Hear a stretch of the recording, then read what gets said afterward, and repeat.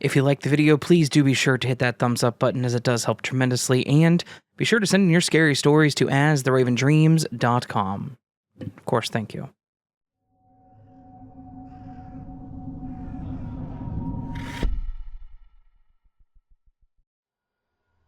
Well, of all things that have happened to me in my life, and I've had a lot of paranormal and weird things happen, this is by far the most unexplainable. Basically, a ring that was lost in 1996 reappeared this year. Which I'm sure in normal circumstances this isn't so strange, but the circumstances that surround the event make it completely crazy. So going back, in 1996 I was 12, and living with my mom and siblings. I loved silver rings, so she would buy them for me as a gift, but she had also gifted me 3 silver rings she had handcrafted herself, during a stint making rings in the 70s. Being handmade, they were highly unique and like no other rings anywhere. And so one day in 96, her friend, Duncan, stopped by to offer us all a lift to the beach as he was headed there.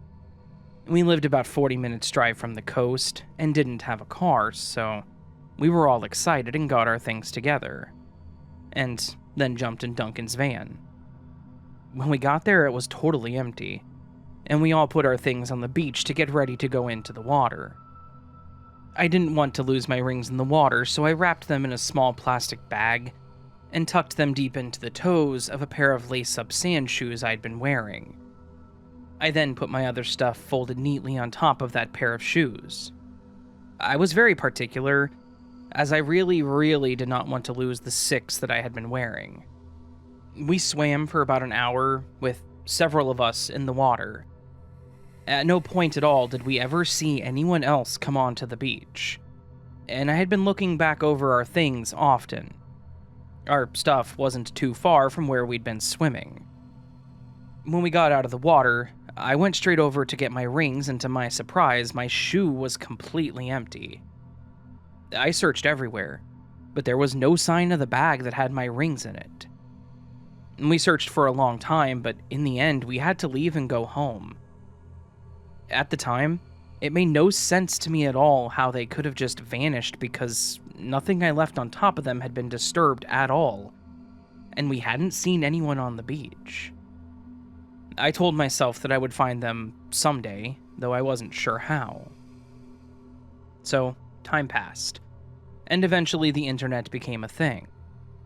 I sketched the rings I had lost, well, the one that mattered most.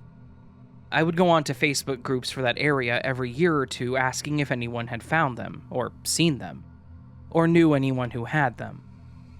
I never heard anything back from anyone. Shortly after I lost the rings in 96, we had to move. We ended up moving an hour north at first, but in time we ended up moving houses numerous times, eventually ending up around a 4 hours drive from the location that I lost my rings. At one point, due to a family member's partner's violence, we had to leave everything and just run, so we didn't have any furniture that we kept with us. This will make sense later. And we kept very few personal possessions. And this was prior to us moving to our current city. In the years in between it all, I also moved out into my own place and then back home to help out with things. In 2019, we moved to a house that I'll just call Home A. This is still in the town 4 hours from where I lost my ring. When we moved into Home A, we had come from a really big house, but Home A was tiny in comparison, so it was hard to know where to put things. We ended up storing some of our stuff in the garden shed in the yard of the house. One of the things that we stored in the garden shed was a chest of 3 drawers, about 2 foot tall. And this was used for storing jewelry making supplies, as my mom still loves making jewelry, but she no longer works in silver, so this was all plastic and glass beads in plastic containers. She and I had accessed this chest of drawers on numerous occasions while in Home A. Eventually, though, we ended up storing more and more things in the garden shed due to lack of space, and it became almost impossible to get to the drawers without spending ages moving stuff. So, because it was difficult, we kind of just didn't bother. and we'd been busy with other life stuff anyway. So, there would easily have been a 2-year period where that chest of drawers wasn't touched. It's worth noting that I was also the last person who had access to the chest of drawers, as my mom didn't like to walk down to the shed. In May this year, Home A was sold, and we once again had to move. I decided it was finally time to tackle the garden shed, and set about pulling everything out to sort and pack and take with us. When I got to the chest of drawers, I was excited to finally have a look back in it, as I knew it was full of containers of pretty beads. I pulled the first drawer open, and literally there at the front of the first drawer is one of my rings that my mother made, that was lost at the beach in 1996. Just there. I instantly started crying my eyes out and ran to show my mom, who couldn't believe it. Neither of us had seen this ring since '96. It was one of the distinct rings that I had drawn and posted about on numerous occasions, once the internet was a thing. It was not there the last time I accessed that drawer. The drawers were also sealed, so it's not like a rat could have climbed in there and just left it either, which would still be weird. No one came into our yards. We have dogs that will go crazy if anyone does, and there's no way on earth anyone could have snuck it in through all the boxes and boxes of junk and stored items, some of them large, that we had packed into the garden shed. We also don't even know anyone from that area where the rings went missing anymore. We pretty much lost contact with all of our family friends as soon as we moved. So, people have had some theories when I've told them about this, mostly thinking someone felt bad and brought the ring back. Okay, sure. I could believe this if the ring had reappeared in our mailbox in 1996, maybe. But who exactly would have seen my Facebook post, felt guilty, decided to return just one ring 3 decades later, somehow magically figure out my address, I'm not publicly listed and I have a very common surname anyway, drive 4 hours north, then rather than sitting it on my doorstep or in the mailbox, decided to go find a garden shed in the backyard, evade my dogs, painstakingly move all the crap in the shed, pull this one drawer out, leave the ring, put all the crap back, and then sneak back out again. Why would anyone do anything so crazy when they could have just sent me a DM and said they found it on the beach? I don't believe this theory is viable. Some people have also said that I must have had that one ring this whole time and just forgot. No, they were all with me that day, and I was so distraught by their loss over all these years that I would have known if I still had one with me. So, I'm thrilled to have my ring back. I wish I got the others back too, but I really have no explanation at all for how they went missing in such a strange way, or how one reappeared under such strange circumstances.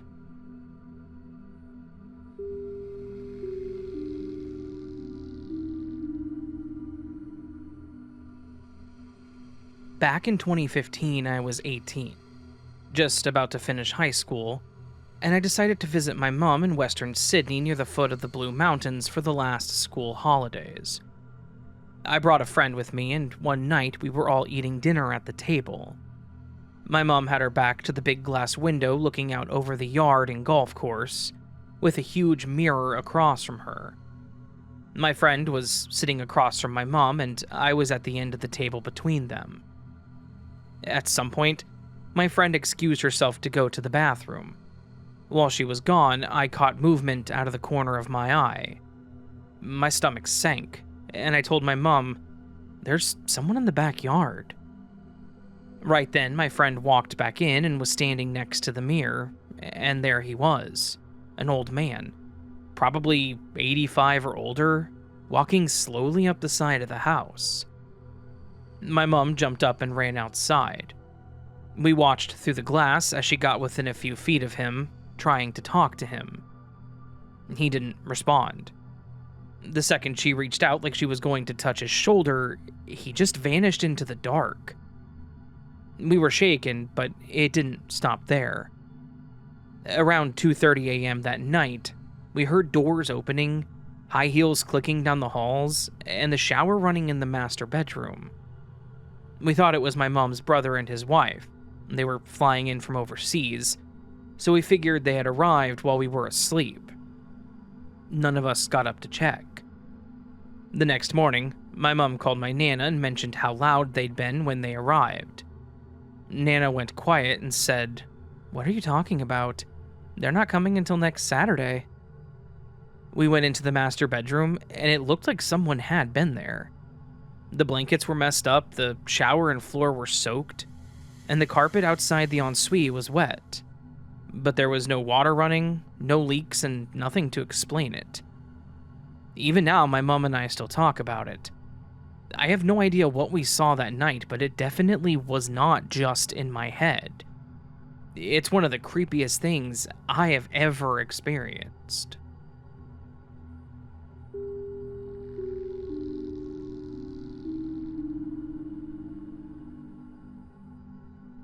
Something so strange happened tonight. I'm still thinking about it hours later, and had to seek out a place to write it down, so hopefully this sub is appropriate. I'm normally not super into this kind of thing. I'm a very skeptical person, but it was very bizarre. I'm a mom, and I was taking a walk with my 2-year-old daughter around the neighborhood as we do most nights. We were walking down the sidewalk, and the first thing we always do is look for the moon. We look up and far left in the sky, and we see it. My daughter points, and we comment how it's a baby moon, because it's a little crescent. We keep walking and get to the end of the street. Maybe 100 feet away, still facing the same direction, when my daughter looks up to the far right and says, "Another moon." She's recently learned the word another. I said, "Oh, there's just one moon, baby." But I look up, and the moon was there. On the complete opposite side of the sky from where we just saw it. I looked back at the first spot, and no moon. I started thinking, wow, am I just really sleep deprived, or what? My daughter looked back at the first place we saw it too and looked confused. And then she went back and forth, pointing to the first spot, saying, "Bye, moon," and then to the new spot saying, "Hi, moon." We both just stood there looking back and forth at the two places like, what in the world? There was definitely a moon right there just a second ago. No way it's over there. I don't know. It was so incredibly weird and it freaked me out. I know we weren't turned around or anything like that. I'm sitting here still trying to think what could have happened. I remember clearly seeing it over my neighbor's house as their kid was playing basketball in their driveway, and the second time over the creek towards the entrance of our neighborhood. Complete opposite places. Maybe a 2 to 3 minutes difference at most.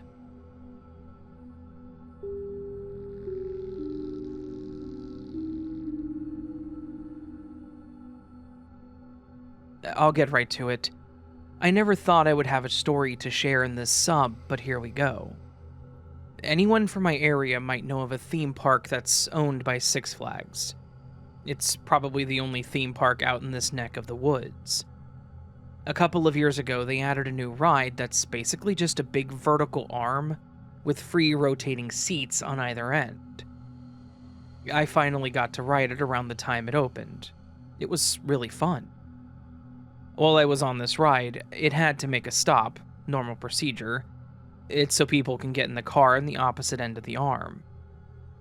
I'm sitting up top and I look out over the park, enjoying the view from up there. I look over at one of the other rides below. It's been there since I was a kid and probably before that.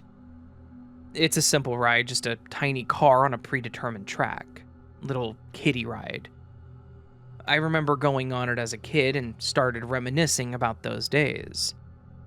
Eventually, the ride I'm on continues its cycle and inevitably ends. I get off and I see a kid skipping and hopping toward the ride, with 2 people behind him, with one that looked strangely familiar. I turned around in a double take and all 3 were gone. They didn't disappear around a corner.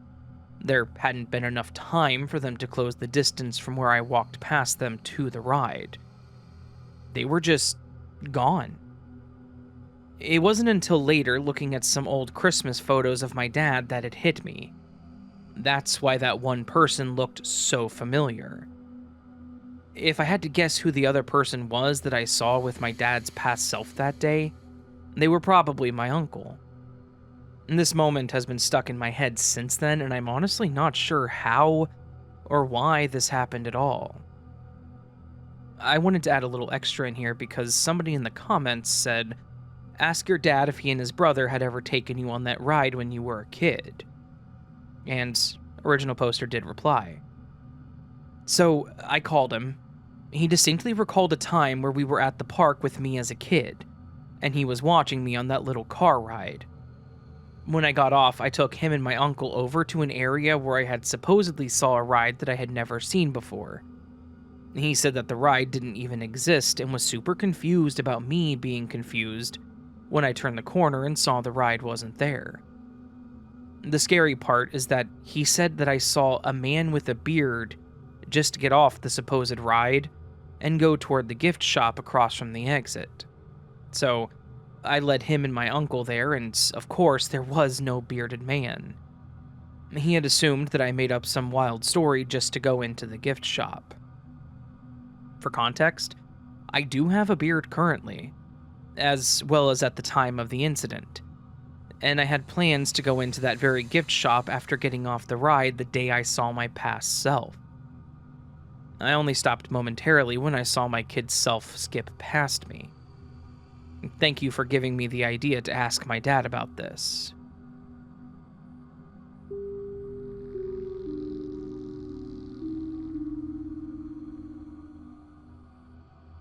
This happened in a mid-sized town in Europe of September 4th of this year.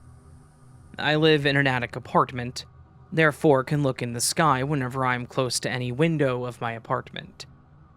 As I only smoke at the open window in my kitchen, I often spend some time watching the sky. In the past few days, I often had an uncanny feeling and saw something quickly flickering in the corner of my eye, always from the left. I thought I might lose my marbles or something weird is reflecting in the roof window. The attic window opens in a way that you kind of stand underneath them when they're open. But I stopped giving it much thought afterwards, even though it happened in a couple of nights the past week. But today at around 8:30 p.m., I had a clear view of the sky and was watching the few stars I could see. There is one rather bright one. I believe it's Algol. And then it happened. It jumped. Like, it flickered up and back down. I clearly saw this star jump. I wasn't drunk, high, or on any substances. Stars do not jump. Never have, nor should they perform such a maneuver. After telling a friend about this, she told me that she saw something similar happening on several fishing overnight trips. Clear sky, perfect weather, and no light pollution, and she clearly saw stars moving weird and too fast and suddenly to disappear. So we both have a similar brain problem, or is something going on with the stars? I also have to say that I live relatively close to an airport, but I am used to seeing planes take off and land. I know how they look, and what I saw was not a plane or a drone. The star is still in the sky and it follows its normal route, but just a quick jump, and then everything went back to normal. I also checked if there were Starlink satellites close by or anything like that. They also do not jump, but those weren't anywhere near what I saw. I use an app for sky watching. Normally only on vacation when I'm away from the city, but I'm well versed in using it. This still bothers me. I don't know if I'm losing it or this star is jumping around. Has anybody else seen this happening? I guess I should start watching the stars more closely from now on.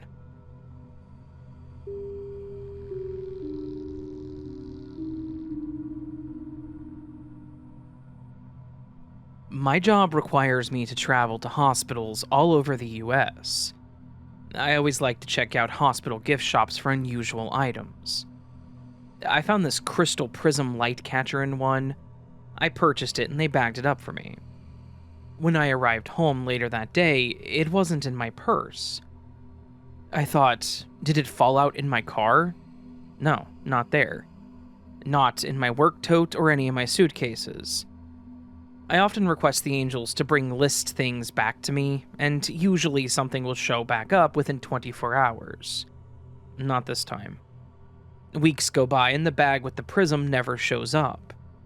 I figure I may have thrown it in the trash while hurriedly cleaning out my car after that particular trip.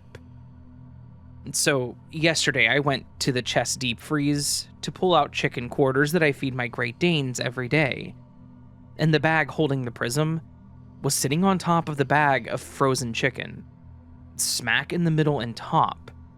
I couldn't miss it. Let me explain. I usually purchase 6 giant bags of chicken thigh quarters a week for my Great Danes. They have allergies to regular commercial dog food, so this is their daily diet. And when I purchase them, I place them in the chest freezer and then take out one a day to thaw and use to feed them. It's a constant rotation. I'm opening that chest freezer at least 4 times a week. It's been 3 weeks since I lost that prism in the gift shop bag.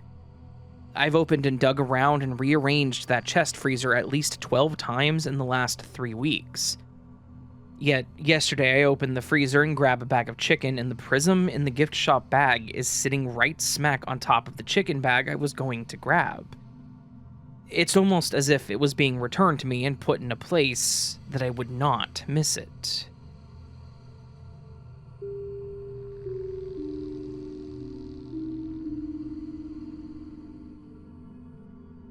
Hi, Raven.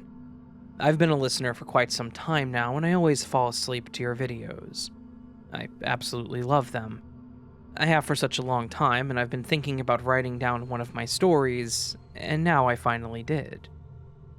Around 22 years ago, when me and my friends were around 15 years old, we were a group of 3 guys and 2 gals who used to hang around after school and watch everything horror-related. Frederick, Andreas, Johanna, Cindy, and me, Jonas. One autumn, me and my buddies, yes, the guys in our group, decided to do a little extra for the girls because we wanted to induce the atmosphere for what we would be doing that weekend. So we went to a nearby forest I lived by and propped it up with plenty of Blair Witch figurines, like the iconic one on the cover for the movie. The darkness of the night fell eventually, and we met up with the girls, Johanna and Cindy. We entered the woods with flashlights in hand. As we reached the first symbol, even us guys started to feel spooked out. The atmosphere gave an authentic killer vibe, and the girls were digging it, although they were scared to their teeth, as intended. Nothing would, however, prepare us for what we would experience that weekend.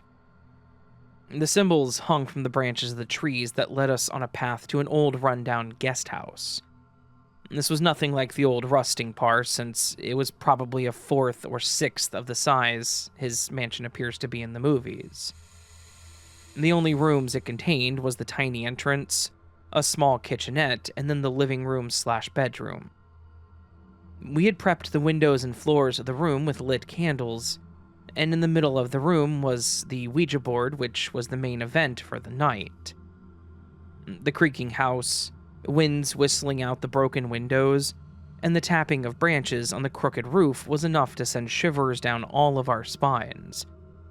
And then the Ouija board just amplified all that, but I can't say if the movement was due to any of us, or if anything less significant happened the night, other than when we at some point asked it to prove itself to us. Not 1, but 2 distinct rifle shots could be heard in the woods far away. Enough to not feel like an imminent threat to us directly, but you've got to understand that weapons in Sweden are regulated heavily, and there were no fire ranges anywhere near where we lived. And I'm even certain that I had never heard a weapon being fired up to that point. How do I know they were even shots? Just wait, I'll get to that. We all froze at our spots by the first shot. Shortly after came the second, and that's when we were spooked to our core and decided we were done with games for the night. We closed the session and blew out all the candles, and all went to our homes. The day after, we met up again for the night to play once more.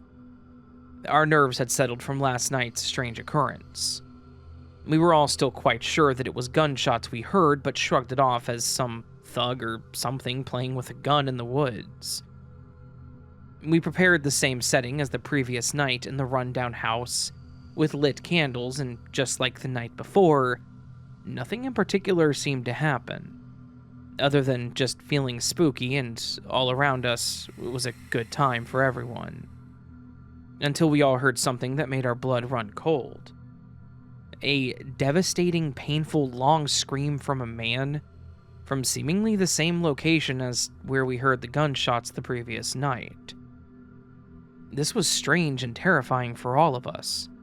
For Johanna, it was too much. She lived not that far away from where we were, and she wanted to go home. Me and Frederick followed her home so that she got home safely. Within 30 to 40 minutes, we were on our way back, and that's when the most reaffirming thing happened that made the whole weekend forever stick in my memory. We saw an ambulance on the dark path leading toward the forest, and they seemed lost. One of them cranked down his windshield, and I honestly don't remember if it was us who asked them, or them who asked us, and thus gave us the information. But nevertheless, they confirmed that a man had apparently been shot in the woods, and they were looking to get to him somehow, or if it was even true.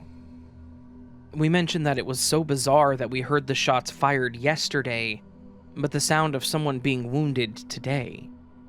We couldn't wait to tell Andreas and Cindy when we got back. I think we decided that that was it for us as well tonight. Then, our final night. We had barely just asked a couple of questions to the spirits of the Ouija board, when all of a sudden a man stomped inside the hallway and yelled at us asking what the hell we were doing inside of his property. We screamed our heads off and bolted past him. Yes, it was our only way out from there, and I don't know about the others, but I sure as hell never touched the Ouija board ever again. Thing is, the Ouija was not just fun and games. I think it's a transistor or tool of some sorts. The real issue is dwelling in the occult, the dark, and opening yourself up to evil spirits that you can't control nor fully understand. So I highly, and I mean it, I very strongly advise anyone curious to stay as far away from that as possible. I've got a few other short ones too, but I'll write them in the near future and leave you all with this for now.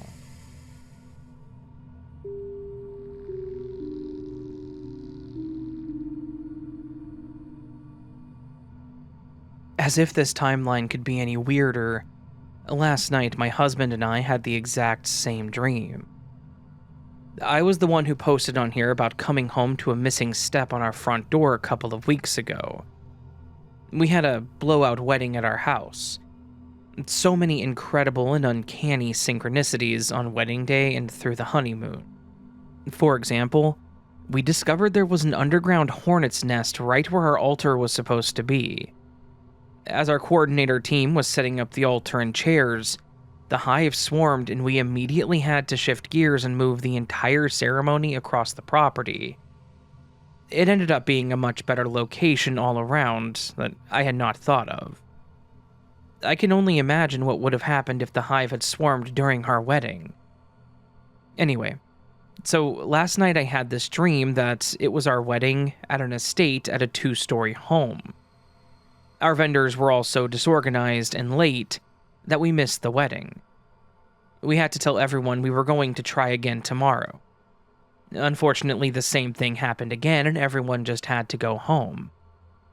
I didn't think anything of it, as I usually remember all my dreams.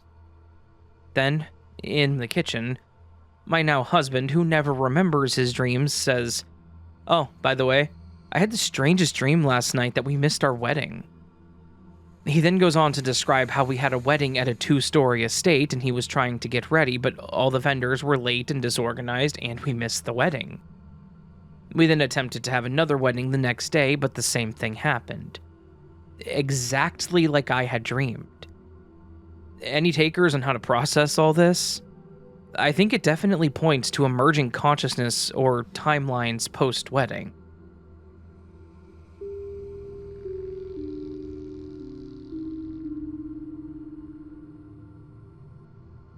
A very small glitch for you.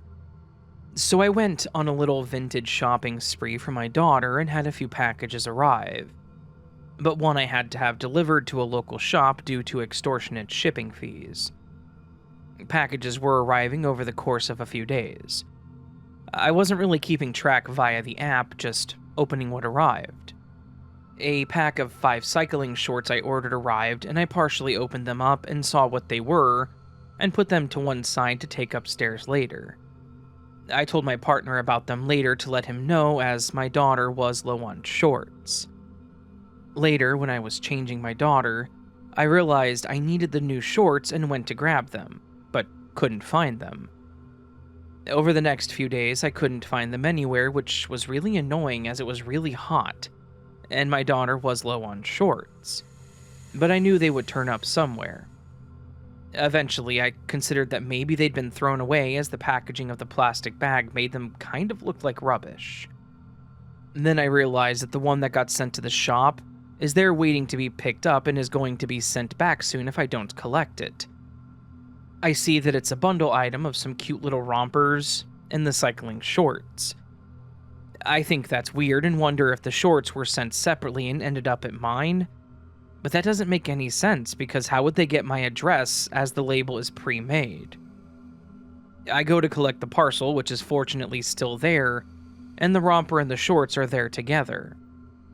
Either I've hallucinated the whole thing, or in another universe, I only bought the shorts and had them sent to my house.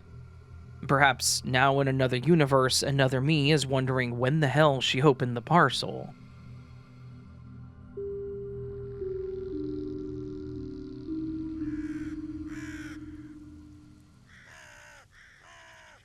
So that, my friends, was the first collection of Glitch in the Matrix stories this week. Hopefully you enjoyed them. Some interesting ones going on in this video, that is for sure.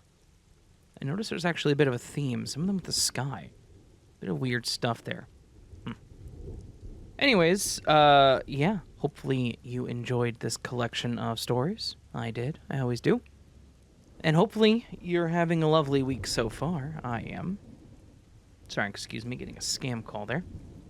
Hopefully you're having a great week, and hopefully you are enjoying the daily content that has been going on this past while. It does come to an end soon. Not very soon, but soon. So, there's that.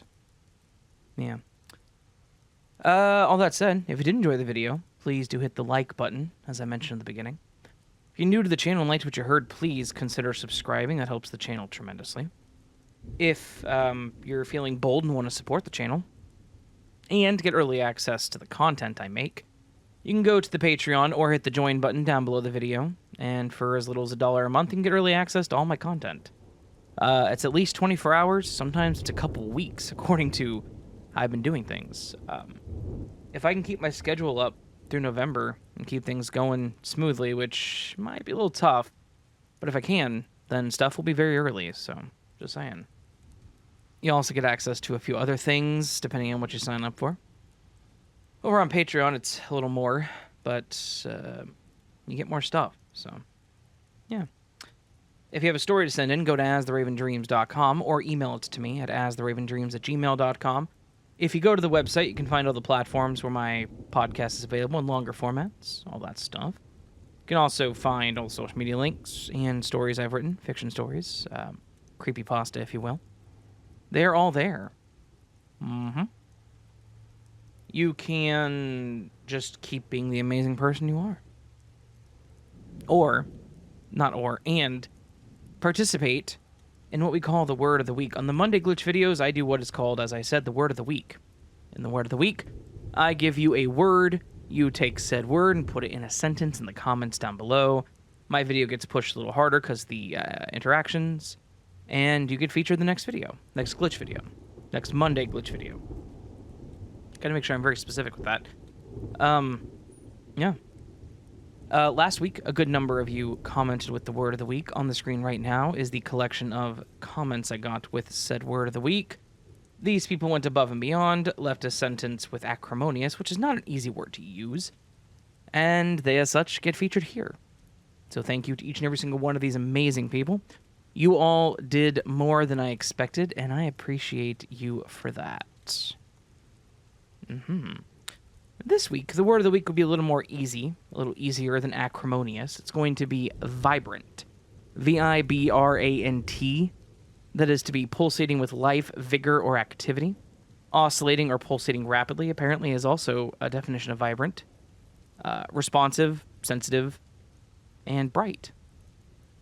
Vibrant is a fun word because it uses the same root word as vibration. So I'm assuming that's why readily set in vibration or oscillating or pulsating rapidly would be vibrant. Anyway, use vibrant in a sentence, any definition, keep it PG-13, and get featured next time. All said, friends, hope you have a great week. Hope I see you again here very soon, like tomorrow. And until then, remember that you are loved, valid, important, and the world is a better place with you in it. And of course, until next time, my friends, much love and sleep well.